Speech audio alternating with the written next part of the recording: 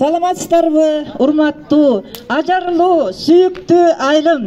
Бардыңыздарга таазим кылып, бүгүнкү улуттун жүзү болгон Ноорус майрамыңыздар менен жалпы көчөнүн атынан таазим этип, куттуктап коюуга уруксат этиңиздер. Эми бул Ноорус майрам демекчибиз.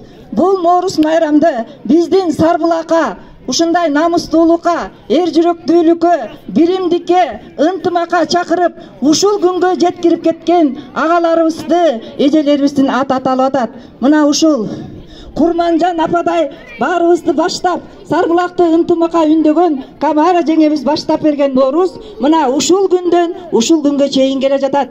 Андан кийин Камара жеңебизден кийин Сейтек агабыз бар болчу, Болот бар болчу, андан кийин Кармыш байкебиз, Жездебиз. Андан кийинки мына ушул жолду, намыстуулукту, биримдикти андан ары улап, жыл сайын биздин бүтүрүүчүлөрүбүз ушундай ынтымакка сактап, дайыма ушинтип жакшынакай кылып өткөрүп келе жатышат. Биз муну менен сыймыктанатабыз. Баарыңыздарды жаңы жылыңыздар менен. Анда бизе бул Ноорус майрамында бул аластоо эң негизги улутубуздун өзүбүздүн жүзүбүз.